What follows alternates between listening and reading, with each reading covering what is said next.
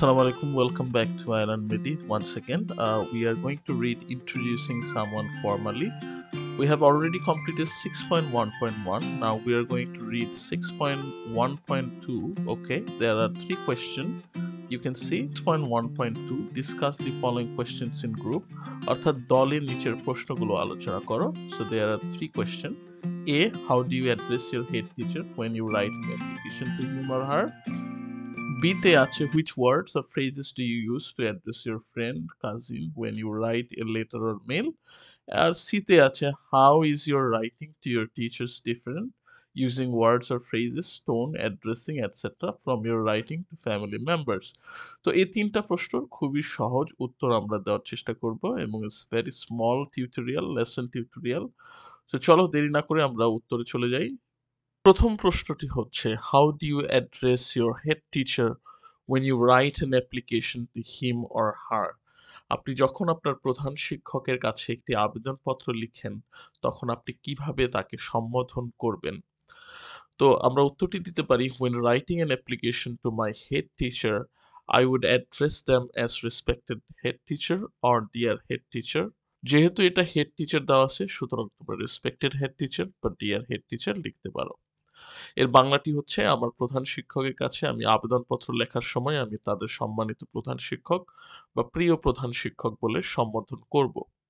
যেহেতু হেড টিচারের কাছে লিখতে গেলে অবশ্যই একটা ফর্মাল লেটার বা ফর্মালি লিখতে হয়, so this is the formal language you have to use. B number প্রশ্নটি ছিল which words or phrases do you use to address your friend or cousin when you write a letter or email? আপনি যখন একটি চিঠি বা email লেখেন তখন আপনার বন্ধু বা কাজিনকে সম্বোধন করতে আপনি কোন শব্দ বা শব্দগুলি ব্যবহার করেন? তোমরা উত্তরে লিখতে পারো when writing to my friend or cousin I might use informal addressing। যখন আমি আমার বন্ধু বা কাজিনকে লিখি বা লেখার সময় আমি অনানুষ্ঠানিকভাবে যে সম্বোধনগুলো সেগুলো ব্যবহার করতে পারি। লাইক ডিয়ার ফ্রেন্ডস নেম, এখানে ডিয়ার লেখার পর এখানে যে তোমার বন্ধুর নাম রয়েছে সেটি লিখে দিতে হবে, অথবা হাই অথবা হে, তারপরে কাজিনসের নাম যেটা রয়েছে কাজিনের নাম সেটা চাচাতো মামাতো ভাই বা বোন হতে পারে, সে নামটি দিয়ে দিতে হবে। I might also use casual language as I am very close to them। আমি তাদের সাথে খুব কাছের বলে নিত্য নৈমিত্তিক বা ক্যাজুয়াল ভাষাও ব্যবহার করতে পারি। সর্বশেষ প্রশ্ন সি, যেটা বলা আছে how is your writing to your teachers different, অর্থাৎ using words, phrases, tone, addressing etcetera from your writing to family members. অর্থাৎ আপনার শিক্ষকদের কাছে আপনার লেখা কিভাবে পরিবারের সদস্যদের কাছে আপনার লেখা থেকে আলাদা। এই আলাদা ক্ষেত্রে ব্র্যাকেটে যে বিষয়গুলো রয়েছে সেগুলোকেই ফোকাস করা হয়েছে। শব্দ বা শব্দগুচ্ছ, সুর বা সম্বোধন ইত্যাদি ব্যবহারে লেখাগুলো কিভাবে আলাদা হয় শিক্ষকের নিকট এবং পরিবারের নিকট, এই দুটোর মধ্যে কিভাবে সেটি আলাদা হয় সেটাই এখানে বলতে বলা হয়েছে। তো এখানে বলা যেতে পারে by writing to teachers is usually more formal. শিক্ষকদের কাছে আমার লেখা সাধারণত বেশি আনুষ্ঠানিক হয়।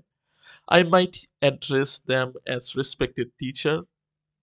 আমি তাদের সম্বোধন এরকম ভাবে করতে পারি যেমন সম্মানিত শিক্ষক, or dear Mr. or Mrs. or Miss last name, অর্থাৎ প্রিয় জনাব বা মিসেস বা মিস এরপরে শেষ নামটা হয়।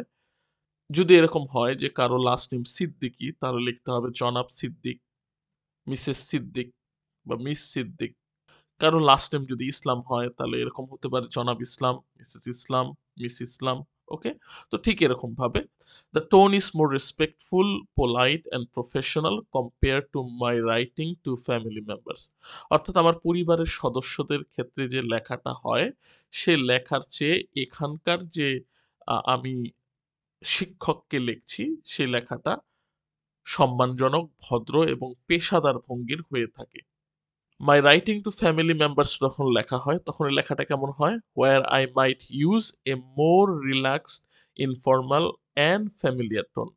অর্থাৎ যেখানে পরিবারের সদস্যদের প্রতি আমার লেখায় আমি আরো স্বাচ্ছন্দ্য ভাষা ব্যবহার করি, অনানুষ্ঠানিক এবং পরিচিত সুর বা কণ্ঠস্বর ব্যবহার করতে পারি। সো এই ছিল ৩টি প্রশ্নের উত্তর। আশা করি প্রশ্নের উত্তরগুলো তোমাদের একটি আইডিয়া দিবে এবং আইডিয়া থেকে তোমরা লিখতে পারবে। তো পরবর্তী লেসনের আমন্ত্রণ জানিয়ে আজকে আর দেরি না করে এখানেই শেষ করছি। আশা করি তোমরা ভালো থাকবে। Have a great day. আল্লাহ হাফেজ।